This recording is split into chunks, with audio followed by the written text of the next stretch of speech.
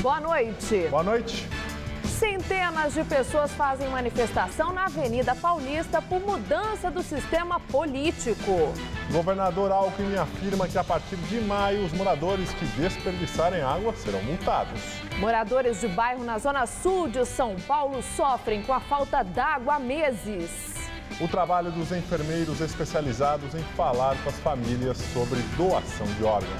Naufrágio na Coreia do Sul passa de 80 o número de mortos. Mais de 200 pessoas continuam desaparecidas. O movimento nas estradas paulistas na volta do feriadão prolongado.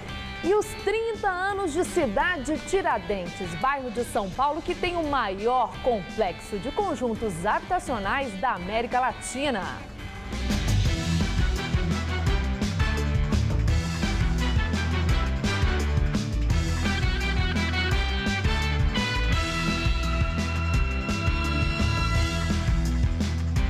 Famílias de bairros da Zona Sul de São Paulo reclamam de falta de água em alguns horários do dia. Mas a escassez, que é novidade para alguns devido aos baixos níveis do reservatório da Cantareira, é comum há anos para parte da população.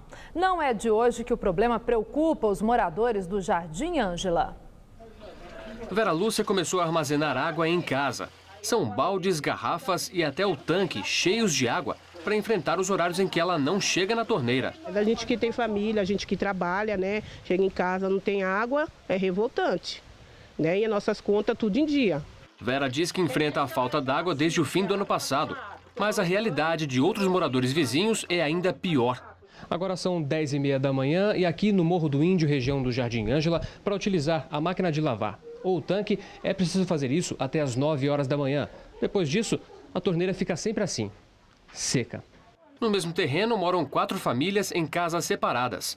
Cleonice vive aqui há cerca de 4 anos e diz que a rotina sempre foi de escassez nas torneiras. É bastante questão de dor, né? A gente tem as crianças para cuidar, dar banho, às vezes vai para a escola sem tomar banho, às vezes, porque não tem água. Dulcineia tem 2 torneiras na pia da cozinha. Uma com a água que chega da rua, que só funciona à noite, e outra abastecida pela caixa d'água da residência. Ela ainda guarda parte da água na máquina de lavar para usar nos casos de emergência. Segundo ela, eles não acontecem devido ao recente desabastecimento, mas já se repetem há anos. Para tomar um banho, não pode tomar um banho sossegado, não pode lavar uma roupa tranquilo. E eu queria saber por quê. Eu liguei lá, eles falam que o reservatório não dá conta de mandar água aqui para cima, porque é muito alto. Mas não é problema nosso, né? É da Sabesp. Alguma coisa tem que ser feita. Seu Abílio mora nesse mesmo bairro há 23 anos e tem um reservatório dentro de casa, com capacidade para 5.000 litros, que é cheio sempre que a água chega da rua. Quando a família precisa usar, eles ligam uma bomba que leva a água até a caixa da residência. Quantos pais de família, mães de família, chegam do serviço, aí não tem água nem para tomar um banho? Não é só porque eu tenho o reservatório que eu me vou sentir confortável. Eu seria confortável se todo mundo tivesse água. Mesmo com essa falta de água, que exige armazenamento por parte dos usuários, a Sabesp estuda multar quem aumentar o consumo. Até agora, 76% dos domicílios aderiram à campanha da empresa para reduzir os gastos e ganharam bônus na conta mensal. Mas cerca de 35% tiveram aumento no consumo. Eu achei errado porque aqui nunca a gente deixou de pagar a conta de água, a gente sempre pagou direitinho. Nem se vem baixa, alta, a gente sempre está pagando. E eu acho que o que ele vai fazer está errado. Tem que ver o lado, principalmente a gente que somos humildes, né? Da parte da gente que é pobre e a gente fazendo a parte da gente. Eles têm que ver esse lado. Querer multar a população por não economizar água é sacrificá-la ainda mais. Se não existe água, vai multar a população em quê? Enquanto a água não chega nas casas, sobra vazamentos nas ruas, como este, em frente ao Hospital Municipal do Mboimirim, bem próximo ao bairro que sofre com a escassez. Uma cratera que atrapalha o trânsito, pode causar acidentes e despeja litros de água por dia. Por meio de nota, a Sabesp informou que fará uma pesquisa de vazamento na região do hospital do Mboi-Mirim. Quanto ao fornecimento de água, o texto informa que, devido a manobras técnicas operacionais para a transferência de vazões do sistema Guarapiranga e Alto Tietê, poderão ser constatadas eventuais interrupções no fornecimento de água, em especial nos pontos mais altos. E o governador Geraldo Alckmin anuncia multa para quem desperdiçar água em São Paulo. A declaração foi feita nesta tarde em uma visita do governador à cidade de Franca, no interior do estado. Segundo Alckmin, a partir de maio, os moradores da região metropolitana abastecidos pela Sabesp que tiverem gasto acima da média pagarão uma conta de água 30% mais cara. Já aqueles que economizarem 20% de água terão bônus de 30%. Moradores atearam fogo em 3 veículos durante um protesto na Zona Leste. Cerca de 200 pessoas de uma comunidade do Itaim Paulista faziam uma manifestação na estrada Dom João Neri. O grupo incendiou 2 ônibus e um carro que passavam pela via, na altura do número 3.500. O corpo de bombeiros foi acionado e conseguiu conter as chamas. Ninguém ficou ferido. A polícia militar não soube informar a causa do protesto. Nenhum suspeito pelo ato de vandalismo foi detido. Operação da Polícia Federal prendeu hoje 2 traficantes acusados de participar dos ataques a unidades de polícia pacificadora no fim do ano passado no Rio de Janeiro. Bruno Eduardo da Silva, conhecido como Pinar, e Eduardo Fernandes de Oliveira foram localizados numa casa de luxo em Búzios. Os 2 presos seriam integrantes da organização criminosa que controla o tráfico de drogas no complexo do Alemão. A operação da Polícia Federal foi realizada em conjunto com a Secretaria de Segurança e a Polícia Civil do Rio. Acidente grave na volta do feriadão. 8 pessoas morreram e pelo menos 22 ficaram feridas após um ônibus tombar no norte do Paraná. O acidente aconteceu hoje por volta das 2h30 da manhã no quilômetro 52 da BR-369, na altura do município de Bandeirantes. O ônibus que fazia uma excursão de Páscoa seguia a viagem de volta de Foz do Iguaçu para São Paulo, quando o motorista perdeu o controle e tombou. 8 passageiros morreram na hora, outros 30 ficaram feridos e foram encaminhados para os hospitais de Bandeirantes e Cornélio Procópio. Movimento intenso nas estradas na volta do paulistano do feriado prolongado. A repórter Sabrina Pires está na rodovia dos Imigrantes e tem mais informações. Sabrina?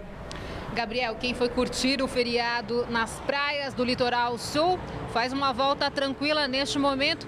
O motorista não enfrenta nenhum congestionamento pelo sistema Imigrantes ou pela rodovia Anchieta. Esse aqui é o trecho de Planalto da Imigrantes, já na chegada a São Paulo e, como a gente pode observar, o motorista vai tranquilo, consegue desenvolver a velocidade máxima permitida. O único ponto com algum problema, alguma dificuldade, fica na Padre João Manuel, 5 quilômetros de lentidão no sentido de São Paulo, próximo ali a Itanhaém. Agora, para quem foi para a praia, foram 334 mil veículos que desceram a serra, a maioria já retornou, quase 300 mil veículos. Agora, litoral norte, problemas no trevo de Ubatuba, tem lentidão. A viagem ali de Ubatuba até Taubaté está demorando neste momento 4h30. Não é um bom horário para fazer essa viagem. Muitos transtornos ali para o motorista. Outro ponto com problemas, temos imagens, é a Via Dutra. Tem vários pontos de lentidão. Ao todo, são 30 quilômetros de lentidão, aí dividido em vários pontos. Mas o motorista enfrenta uma certa dificuldade para chegar a São Paulo pela Via Dutra. Problemas ainda na Castelo Branco. Chegou a ter 91 quilômetros de lentidão no sentido da capital. Neste momento são 58 quilômetros. É a via com maior intensidade de veículos. Neste momento o motorista enfrenta dificuldade para chegar a São Paulo. A Castelo Branco tem problemas, a Fernão Dias também. Ali na divisa de Minas com São Paulo, o motorista já começa a enfrentar lentidão. São 37 quilômetros de vias com lentidão, com dificuldades para o motorista até chegar à cidade de São Paulo. E ainda a Regis Bittencourt com pontos de parada, congestionamento de 5 quilômetros na altura da Serra do Cafezal por excesso de veículos. Estela. Muito obrigada, Sabrina. Moradores da cidade de Tiradentes, na zona leste da capital paulista, comemoram neste feriado o aniversário de 30 anos de um dos bairros mais populosos da cidade. Porém, a região ainda sofre com a falta de infraestrutura e problemas sociais. Foi dia de festa, com desfile na principal avenida. Quando Ana Rita chegou à cidade de Tiradentes, junto com os primeiros moradores 3 décadas atrás, estranhou a geografia do lugar. Eram as casinhas todas iguais, então a gente já se confundia até a casa, tinha que ver pelo número, senão entrava na casa errada. Entrava no vizinho pensando que estava entrando em casa. Conta que era como uma cidade que não tinha nada. Nós chegamos primeiro, depois que foi chegando a infraestrutura. Aí começou a chegar as escolas, não tinha, posto de saúde não tinha. O hospital mesmo, o hospital é novo, né? Nosso hospital acho que está com 5 anos. As ruas cheias de barro, não tinha luz, não tinha pão. A gente comprava pão assim, vinha uma perua, né? A gente ficava aqui no portão esperando, aí ele vinha de manhã e a gente comprava pão, leite e depois ele só voltava à tarde. E não tinha lugar para a gente comprar nada. Dalva, que se mudou com o marido para realizar o sonho da casa própria, diz que a dificuldade comum acabou aproximando os vizinhos. Acabava o gás, a gente ia lá e se me empresta um botijão de gás. Emprestava arroz, feijão. O conjunto habitacional, considerado o maior da América Latina, foi erguido pela Coab para abrigar famílias pobres que aguardavam na fila da antiga companhia de habitação. Numa área distante, 35 quilômetros do centro, a mata deu lugar a 40 mil moradias. Com o passar dos anos, o entorno do que virou um bairro dormitório passou a ser ocupado por construções clandestinas, que hoje formam 17 favelas. A população do bairro, perto de 220 mil habitantes, continua crescendo em ritmo acelerado, sem ordenação, o que agrava problemas sociais. Os serviços públicos já não são mais tão escassos. Porém, certas dificuldades parecem as mesmas de 30 anos. 4 da manhã, se você pegar o terminal de ônibus, você já vai ver a grande movimentação que é. Porque muita gente saindo para fora para trabalhar. A minha filha, ela trabalha lá na São Judas, né? Ela leva quase 3 horas praticamente para chegar no trabalho dela. Estão fazendo uma revisão do plano diretor. Esse plano diretor visa exatamente isso, modificar, alterar algumas regiões para que possibilitem que indústrias ou polos de trabalho sejam gerados na região. Também mazelas que não são exclusivas da cidade de Tiradentes. A droga ela tem trazido muita violência e muitas pessoas em situação de rua. Infelizmente, nós já temos algumas cracolândias aqui no território, no meio da mata. Para quem construiu a vida aqui, apesar dos problemas, a sensação é de ter escolhido o lugar certo. No meu pedacinho aqui eu me sinto muito feliz, é meu pedacinho do céu. Aqui eu eduquei meus filhos, tudo nessa casa aqui, olha, eles têm cada história aqui. São Paulo e Brasília disputam o posto de cidade mais cara do Brasil, é o que revela um levantamento do Banco Central. Comparando o custo de vida com o restante do país, a capital paulista tem preços 9% maiores que a média nacional. Já a capital federal, 15% superiores. O Nordeste, por outro lado, tem um menor custo de vida, 14% inferior ao da média nacional. Os cálculos são parte de um estudo do Banco Central, segundo o qual serão necessários 25 anos para a região metropolitana de São Paulo recuar para o preço médio verificado na média do país. Segundo a pesquisa, os menores custos de vida estão associados a menores salários e a piores níveis de bem-estar social, com exceção da região sul. O cambuci, fruta nativa da Mata Atlântica e que está em perigo de extinção, é divulgado pelos produtores em um festival que percorre várias cidades do Cinturão Verde de São Paulo. A rota do cambuci está agora em Paranapiacaba, no município de Santo André. O cenário calmo e cheio de verde por todos os lados faz parecer que estamos distante da metrópole. Chegar à Vila Histórica de Paranapiacaba pode ser ou de carro pela estrada de terra ou de trem. Da Estação da Luz até aqui, 1h30 de viagem num clima de nostalgia. Até o uniforme da tripulação lembra os velhos tempos.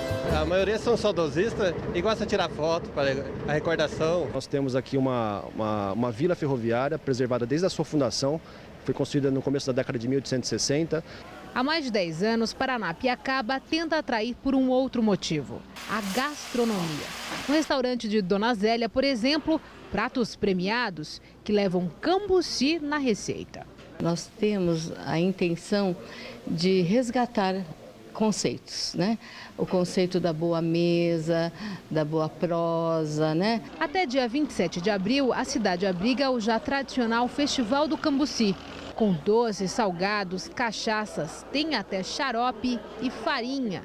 Tudo feito a partir da fruta. Ele é rico em vitamina C, né? E ele tem bastante radicais livres que combate o envelhecimento precoce, né? Licor de cambuci. Que tal? É muito bom. Que tal? Muito bom. É um doce meio azedinho, mas é muito bom. Eu prefiro o licor. A idade já não permite mais tomar cachaça. O empenho para divulgar essa frutinha nativa da Mata Atlântica tem um propósito maior do que simplesmente apresentar receitas saborosas ou mesmo trazer turistas para a cidade. É que o cambuci, que já deu até nome para um bairro de São Paulo de tanto pé que tinha, hoje está ameaçado de extinção. E quanto maior o interesse no consumo dela, maior a probabilidade de continuar esse cultivo. No começo não havia um cultivo, as pessoas coletavam da própria mata e era o que tinha, era o que aparecia. Com o passar do tempo, o pessoal começou a perceber o potencial da fruta e começaram pequenos plantios. Em 2013, a produção no estado chegou a 400 toneladas do cambuci e até 80 agricultores envolvidos com o processamento. Muito desse resultado se deve ao sucesso da Rota do Cambuci, festival como este de Paranapiacaba, mas que passa por mais de 10 municípios ao longo do ano. Os produtores são de lugares distintos, como o seu João, de Mogi das Cruzes. Apesar de ser tudo cambuci, mas cada um produz de uma forma diferente. O que eu mais gosto é a geleia. Porque ela é boa, ela tem...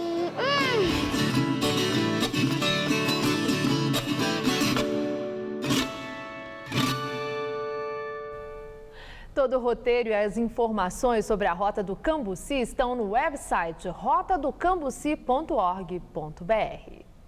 Caso Petrobras. Amanhã, representantes do Partido Solidariedade vão apresentar convite ao ex-presidente da Petrobras, José Sérgio Gabrielli, para depor na Comissão de Fiscalização e Controle da Câmara dos Deputados.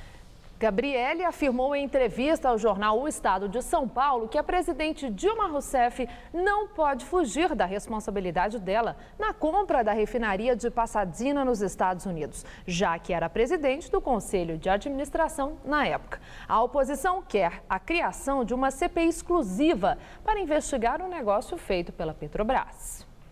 E o Hora do Voto de hoje recebe o pré-candidato do PV à presidência da República, Eduardo Jorge. No bate-papo com a jornalista Maria Lídia Flandoli, Eduardo Jorge falou deste início de pré-campanha.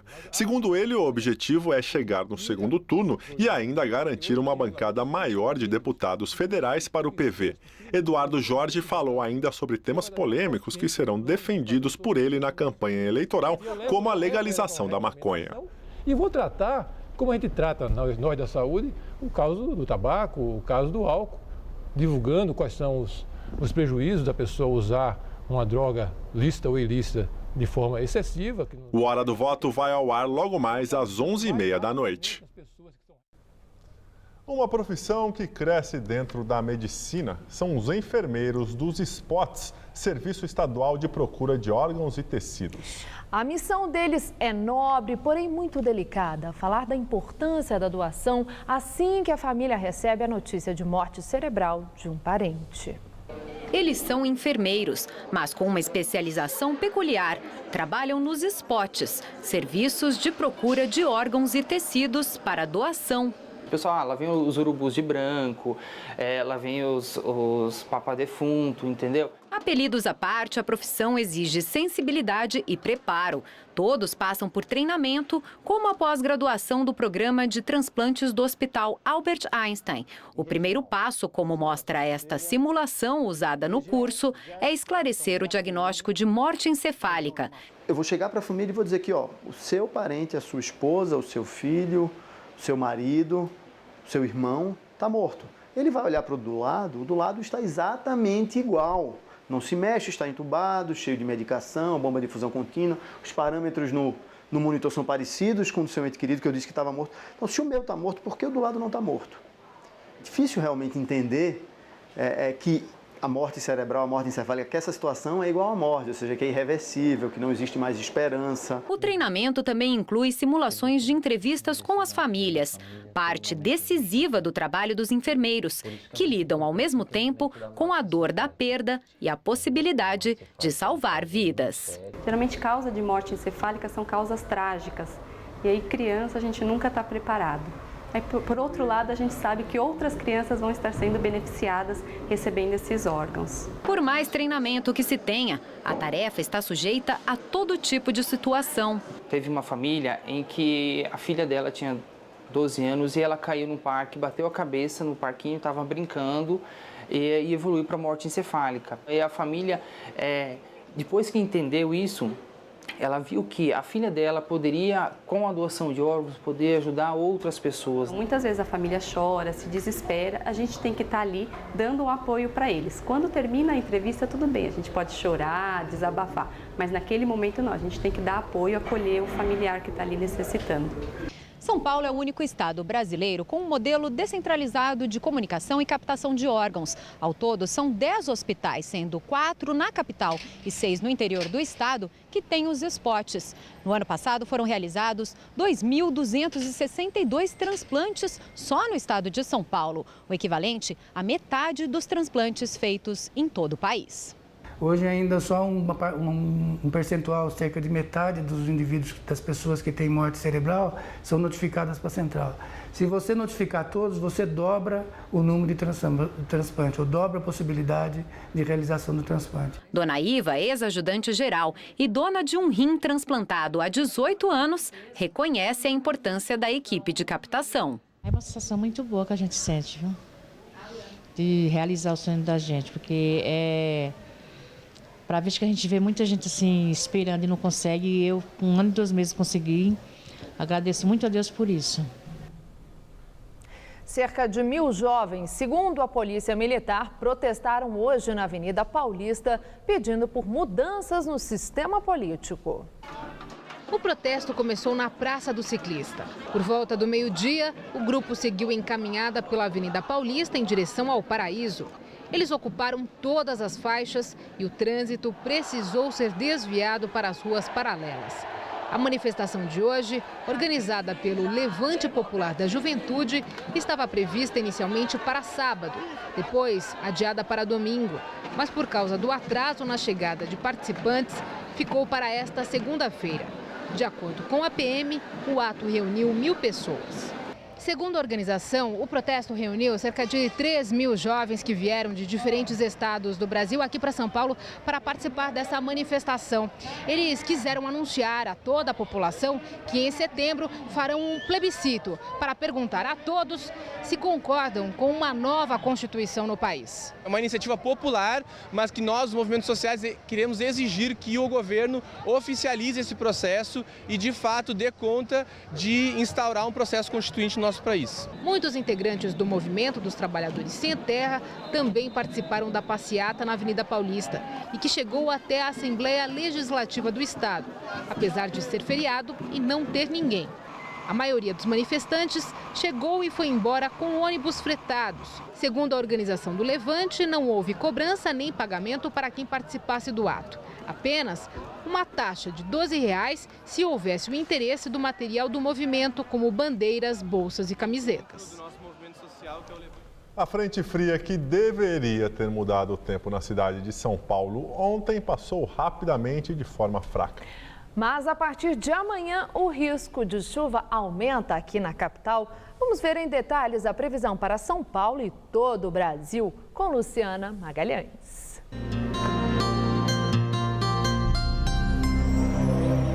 A terça-feira será chuvosa na maior parte do país, com risco de temporais em vários pontos. Amanhã pode chover o dia todo no norte e no centro-oeste do país. As nuvens carregadas chegam até o sudeste, onde chove no interior de São Paulo e no Triângulo Mineiro. A partir da tarde, as pancadas se espalham para os outros estados da região. No sul, previsão de chuva apenas no leste de Santa Catarina e também no Paraná. Já no nordeste, chove em toda a região, com exceção do interior da Bahia e o recôncavo baiano, onde o tempo fica seco. Amanhã, a máxima não passa dos 23 graus em Porto Alegre, mas chega aos 28 em Brasília e aos 32 no Rio de Janeiro. Em São Paulo, áreas de instabilidade que vêm do centro-oeste também provocam chuva a qualquer hora no interior do estado. Na faixa centro-oeste, máxima de 29 graus em Presidente Prudente. No centro-norte, máxima de 26 graus em Franca e de 29 em Ribeirão Preto. E na faixa leste, que inclui a capital e o litoral, pode chover forte, mas só a partir da tarde. Máxima de 28 graus em São José dos Campos.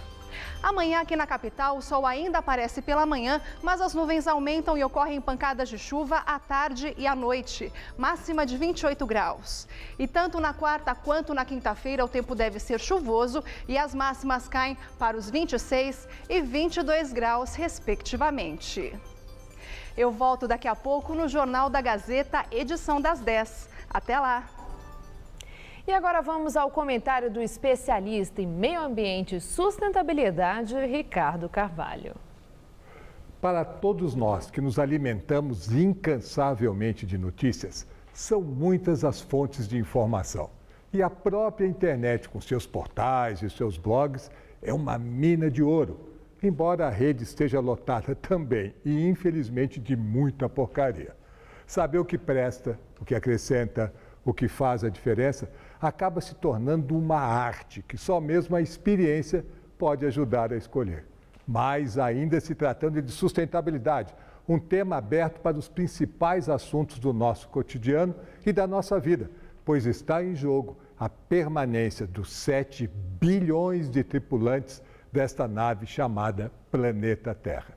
Eu gostaria então de dar pelo menos uma dica para quem quer conhecer um pouco mais sobre sustentabilidade, fugindo do lugar comum.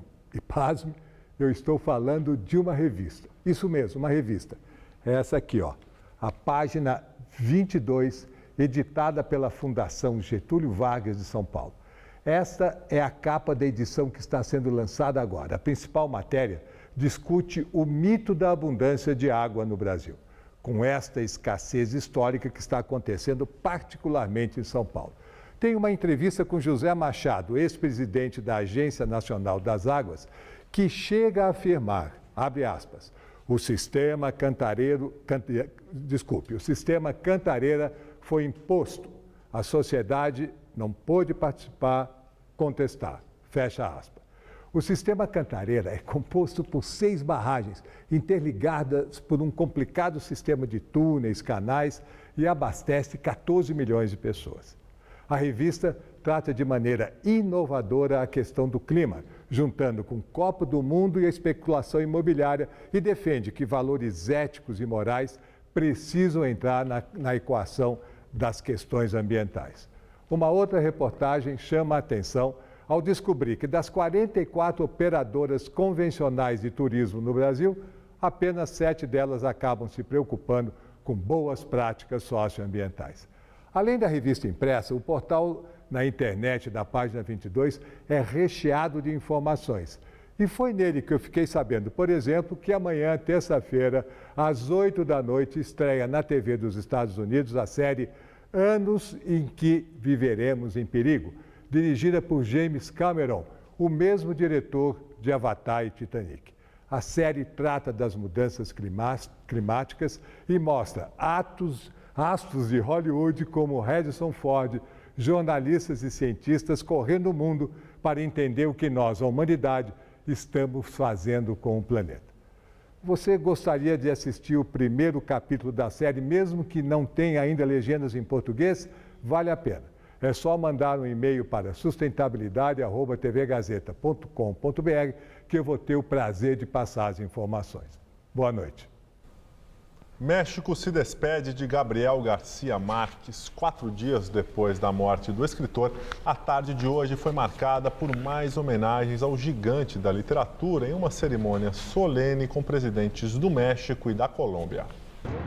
A cerimônia de hoje aconteceu no Palácio Belas Artes, na capital mexicana, um espaço reservado para homenagear grandes ícones culturais do país. O escritor colombiano considerava o México como uma segunda pátria. No país, Gabriel Garcia Marques viveu suas últimas décadas e escreveu a maior parte de sua obra literária, incluindo a mais famosa, 100 Anos de Solidão. As cinzas do escritor foram levadas à cerimônia pela família e os fãs puderam se despedir do Prêmio Nobel da Literatura a partir das 4 da tarde do horário local, 18 horas do horário de Brasília. Gabriel Garcia Marques morreu no último dia 17 aos 87 anos, vítima de uma pneumonia. Ele lutava contra um câncer linfático desde 1999. Amanhã, em Bogotá, na Colômbia, será feita mais uma homenagem ao escritor. E agora vamos às notícias do esporte com Gabriel Cruz e Celso Cardoso. Times paulistas estreiam bem no Campeonato Brasileiro. E o melhor deles foi o São Paulo, que goleou o Botafogo do Rio de Janeiro no Morumbi, não é isso, Celso? Isso mesmo, Gabriel. O Corinthians estreou empatando sem gols com o Atlético Mineiro em Uberlândia. O Santos também empatou. O Palmeiras venceu o Criciúma de virada fora de casa. E o São Paulo, como você bem disse, não teve piedade do Botafogo. Estádio no Morumbi, o São Paulo fez 1-0 logo aos 12 minutos. Numa jogada confusa, Antônio Carlos conseguiu desviar para o gol. 1-0 São Paulo diante do Botafogo. Aos 21 minutos, Douglas ampliou para o tricolor.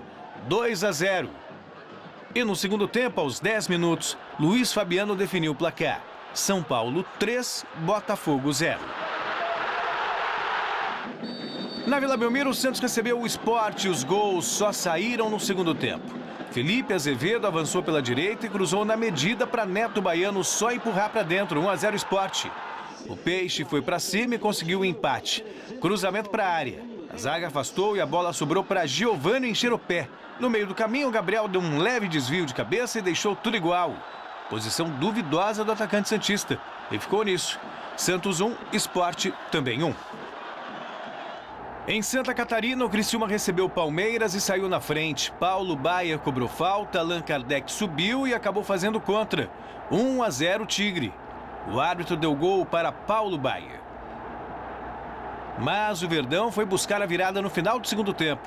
Aos 37, Leandro chutou forte da entrada da área, a bola desviou em escudeiro e enganou o goleiro Bruno. 1-1.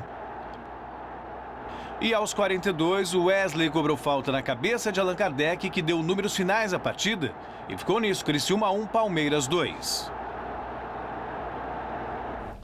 O Fluminense também fez uma ótima estreia no Campeonato Brasileiro. O tricolor carioca venceu o Figueirense por 3-0 na rodada de abertura do Brasileirão.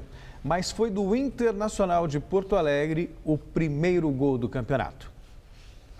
Em Porto Alegre, no novo Beira-Rio, o Internacional venceu Vitória por 1-0, gol do chileno Arangues. Foi o primeiro gol do Brasileirão deste ano. No Maracanã, o Fluminense também começou o campeonato com o pé direito. Contra o Figueirense, Rafael Sobis abriu o placar. De pênalti, Fred ampliou a vantagem no fim do primeiro tempo. E Nirley contra definiu o jogo, 3-0 Fluminense. Em Floripa, o Atlético Paranaense passou pelo Grêmio pelo placar mínimo. 1-0 Furacão, gol de Drauzio aos 15 minutos da etapa inicial. E na Arena Fonte Nova, o atual campeão Cruzeiro visitou o Bahia e se deu bem. Newton, de cabeça, fez 1-0. Anderson Talisca, batendo pênalti, deixou tudo igual. Mas Marcelo Moreno, aos 44 do segundo tempo, fez o gol da vitória do time mineiro. 2-1. Ô Celso, fazendo um balanço aí da primeira rodada do Campeonato Brasileiro, o campeonato promete ser bom, emocionante? Gabriel, sejamos francos, a gente não sabe muito bem como os times vão terminar. Você tem 9 jogos antes da Copa do Mundo, depois tem a paralisação para a Copa do Mundo. Quando volta pós-Copa, é outro campeonato. Os times perdem um embalo e aí vem a janela de transferências em agosto. Então a gente não tem muita noção como os clubes vão ficar a partir de agosto. Não foi um começo de encantar, mas o Campeonato Brasileiro, queira ou não, é o principal torneio daqui. Agora o futebol europeu, finais de campeonatos emocionantes na Espanha e na Inglaterra. Na Espanha, a briga envolve o Real Madrid, o Barcelona e o líder Atlético de Madrid. Na Inglaterra, também há um trio lutando pelo título. Manchester City, Chelsea e Liverpool, este cada vez mais perto da taça. Na Inglaterra, o Chelsea tropeçou feio dentro de casa contra o Sunderland. O time de José Mourinho até começou bem, fazendo 1-0 com Samuel Eto'o. Mas a equipe visitante tirou forças de onde não tinha e conseguiu uma virada surpreendente. Wickham e Fábio Borini marcaram e deram a vitória ao Sunderland por 2-1. E detalhe, o time branco e vermelho é o lanterna da Premier League. Com a derrota dos Blues, no sábado, o Liverpool entrou em campo neste domingo sabendo que uma vitória colocaria o time com uma mão na taça. E foi o que aconteceu. Diante do Norwich, os Reds conseguiram uma vitória apertada por 3-2, mas suficiente para garantir 3 pontos preciosos à equipe de Brendan Rodgers. Sterling, 2 vezes, e Luis Soares fizeram os gols do Liverpool. Hooper e Snodgrass marcaram para o Norwich. Agora o time vermelho chega aos 80 pontos na tabela, 5 a mais que o vice-líder Chelsea, faltando 3 rodadas para o final do campeonato.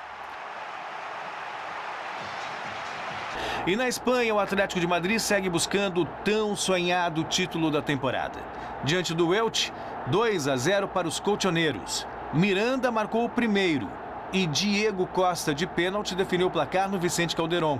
O Atlético soma 85 pontos na classificação, 4 a mais que o Barcelona e 6 à frente do Real Madrid, que não jogou nesta rodada.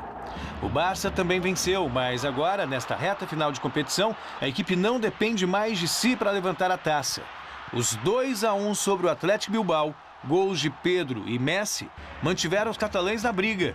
Resta ao Barça torcer para que os times de Madrid tropecem nos 4 jogos restantes do campeonato. E vale lembrar que na última rodada, o Barcelona recebe o Atlético no Camp Nou, numa partida que pode ser a final da competição. E agora a Fórmula 1. A Mercedes, para variar, foi o destaque em mais um grande prêmio. Gabriel, em 4 corridas, 4 vitórias da equipe alemã. Ontem, o inglês Lewis Hamilton venceu o GP da China. Nico Rosberg chegou logo atrás e já a Ferrari conseguiu o primeiro pódio com o espanhol Fernando Alonso. Foi um final de semana perfeito para Lewis Hamilton. Depois da pole position conquistada no treino classificatório, o piloto da Mercedes não teve dificuldades para vencer o Grande Prêmio Chinês de ponta a ponta. O companheiro de equipe, Nico Rosberg, apesar de ter feito uma péssima largada, conseguiu se recuperar durante a prova e teve momentos bem interessantes, como na briga com Sebastian Vettel pela 3ª posição. Vettel, que inclusive, mais uma vez ignorou a ordem dos boxes para abrir caminho ao companheiro Daniel Ricciardo. O atual campeão resistiu à primeira investida, mas não conseguiu evitar a segunda e foi ultrapassado pelo australiano. Felipe Massa foi prejudicado no primeiro pit stop que fez na corrida. Os mecânicos inverteram os pneus traseiros durante a troca. O brasileiro voltou em último lugar e terminou na 15ª posição. Lá na frente, Hamilton fechou a corrida 18 segundos à frente de Rosberg, segundo no pódio. Essa foi a 3ª vitória seguida do inglês na temporada. Agora, ele é o 8º piloto com mais triunfos na história da Fórmula 1. Fernando Alonso fechou o GP em 3º lugar. Por hoje é só, Gabriel. Valeu, Celso. Tchau, tchau. Até amanhã. Até amanhã. Estela, com você? E voltamos a falar das condições das estradas na volta do feriado. A repórter Sabrina Pires está na rodovia dos Imigrantes e tem mais informações. Sabrina. Estela, quem escolheu a viagem pela Imigrantes não enfrenta problemas. Neste momento, o motorista não enfrenta nenhum ponto de congestionamento pela Imigrantes, mas na Anchieta são 4 quilômetros de lentidão. No quilômetro 42, uma carreta quebrou, já há equipes ali para retirada do veículo, mas o motorista enfrenta este problema a partir do quilômetro 44 no sentido de São Paulo. Padre Manuel da Nóbrega, são 12 quilômetros de lentidão na altura de Praia Grande, isso por causa do excesso de veículos. Agora, o motorista que tem que pegar a Castelo Branco, esse vai enfrentar dificuldades. É a estrada com o maior congestionamento nesta volta de feriado. feriado aqui em São Paulo. São 58 quilômetros de lentidão por causa do excesso de veículos. Problemas também ainda na Fernão Dias e na Regis Bittencourt. Litoral Norte, o motorista continua fazendo uma viagem longa para voltar para São Paulo. Ele enfrenta na Oswaldo Cruz 8 quilômetros no sentido de Serra e a Serra também vai muito lentamente. São pelo menos 3 horas de viagem até subir essa serra. Portanto, o motorista vai enfrentar dificuldade, vai precisar de paciência. E amanhã o rodízio de veículos volta a vigorar aqui na capital para os carros com placa final 3 e 4. Gabriel. Obrigado mais uma vez, Sabrina. Começa amanhã a campanha nacional de vacinação contra a gripe. Fazem parte do público-alvo pessoas com 60 anos ou mais, profissionais de saúde, povos indígenas, gestantes, presos e funcionários do sistema prisional. A vacinação termina no dia 9 de maio. A meta do Ministério da Saúde é vacinar 80% do público-alvo, que soma quase 50 milhões de pessoas. A dose protege contra 3 subtipos do vírus da gripe, determinados pela Organização Mundial de Saúde. Em todo o país, serão 65 mil postos de vacinação. Os horários e endereços dos postos de saúde você encontra no site saude.gov.br. A seguir, Síria anuncia eleições presidenciais em junho. Bashar al-Assad deve ser reeleito. Há mais de 3 anos, o país está em guerra civil que já matou mais de 150 mil pessoas. E naufrágio na Coreia do Sul. Passa de 80 o número de mortos na tragédia. Mais de 220 pessoas estão desaparecidas. Voltaremos em 30 segundos, logo após um rápido intervalo. Até já!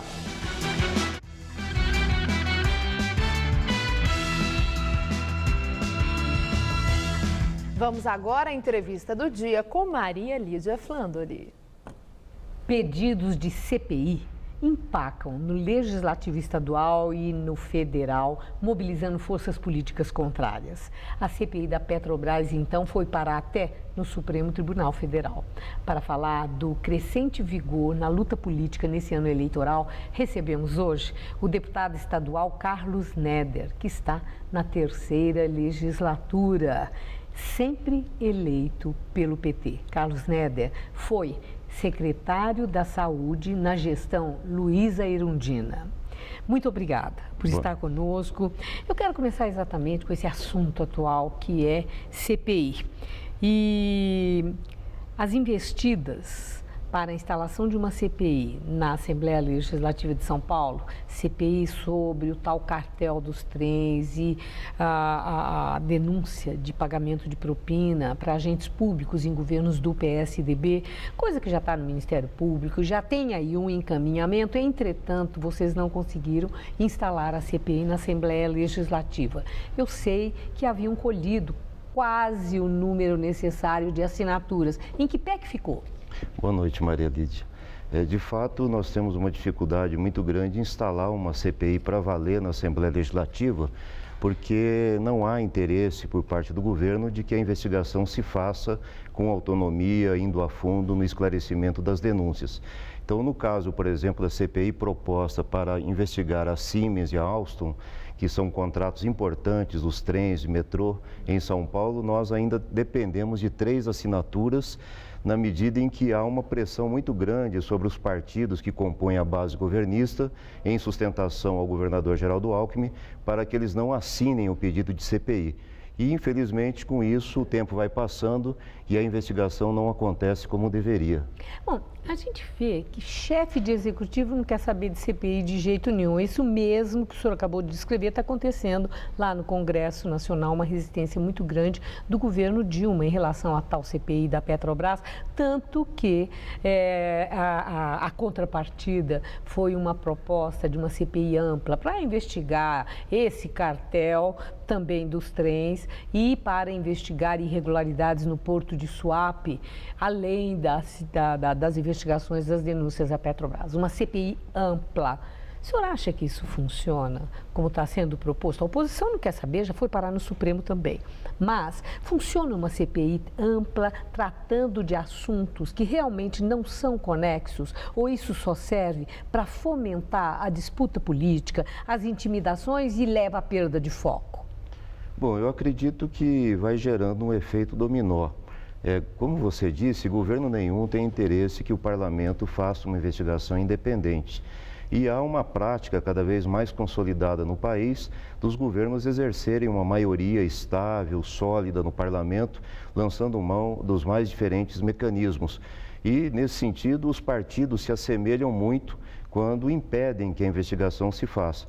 Então, eu acho que o pano de fundo dessa discussão é exatamente qual é o papel do parlamento hoje no país. Se o parlamento brasileiro, num regime presidencialista, consegue cumprir essas tarefas constitucionais de fiscalização, de acompanhamento do Poder Executivo, e se ele tem autonomia suficiente para que possa desempenhar essas funções.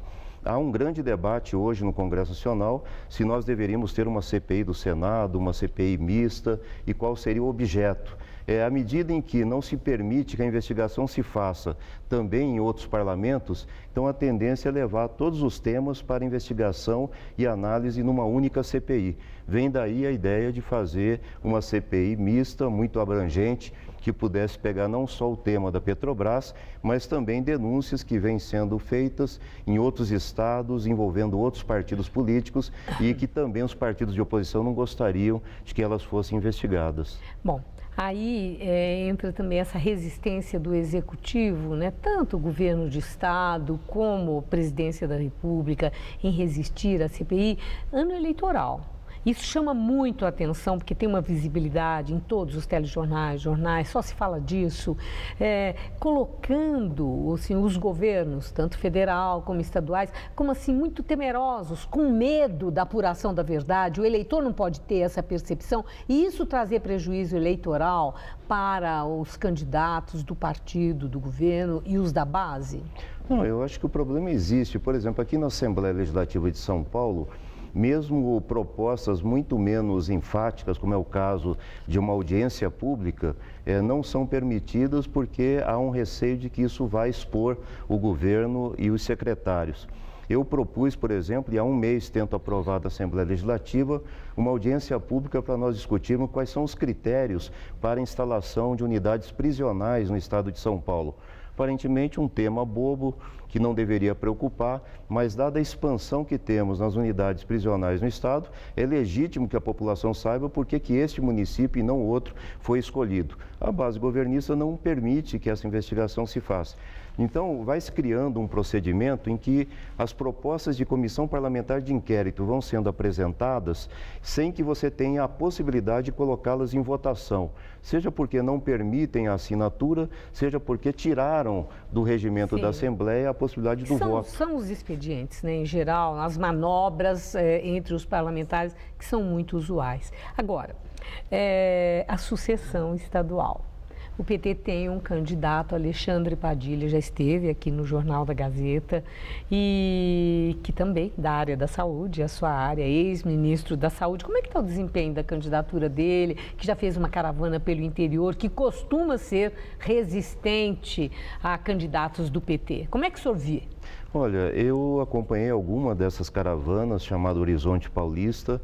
Ele comparece ainda na condição de pré-candidato, é coordenador dessas caravanas.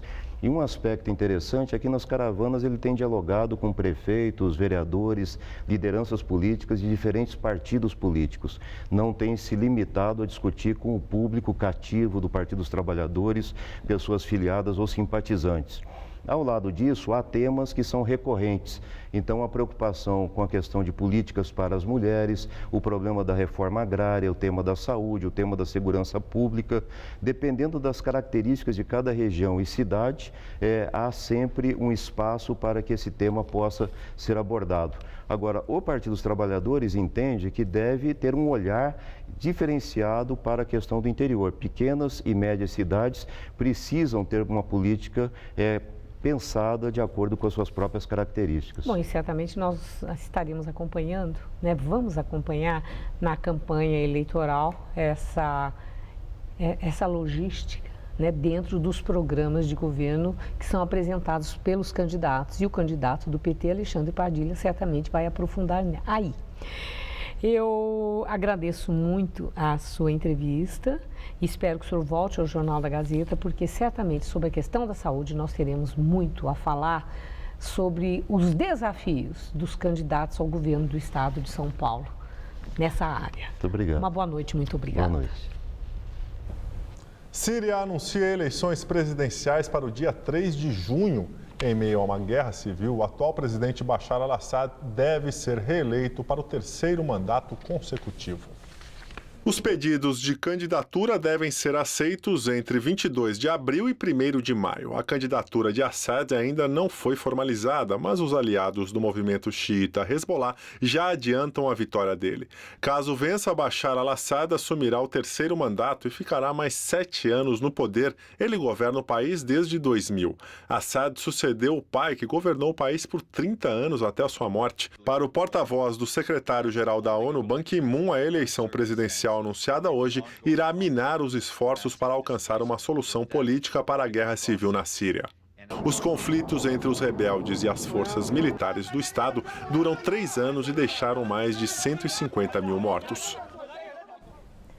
Já são mais de 80 mortos no naufrágio que aconteceu na Coreia do Sul na última quarta-feira. As buscas continuam, mesmo assim, mais de 200 pessoas continuam desaparecidas. Hoje, 4 tripulantes receberam ordem de prisão por terem abandonado o barco antes de garantir a segurança dos passageiros. Na semana passada, o piloto e outros 2 membros da tripulação foram detidos. Em reunião, a presidente da Coreia do Sul, Park Geun-hye, classificou a atitude da equipe como assassina. A cidade de Boston volta a receber a maratona 1 ano depois do atentado que matou 3 pessoas e feriu mais de 260. A vigilância foi reforçada para garantir a segurança dos visitantes e dos mais de 30 mil inscritos na corrida. Hoje, a Rainha Elizabeth II, líder da monarquia inglesa, completa 88 anos. Em comemoração, a artilharia britânica realizou os tradicionais disparos de canhão. Ao todo, foram 62 tiros ao lado da Torre de Londres. A cidade também assistiu ao desfile dos guardas reais. A rainha não compareceu ao evento para celebrar seu aniversário em particular. E o Jornal da Gazeta fica por aqui. A edição de hoje pode ser vista daqui a pouco no site youtube.com/Jornal da Gazeta. Nós voltamos daqui a pouco no Jornal da Gazeta, edição das 10. Até já. A gente se vê às 10 horas da noite. Uma boa noite e até lá.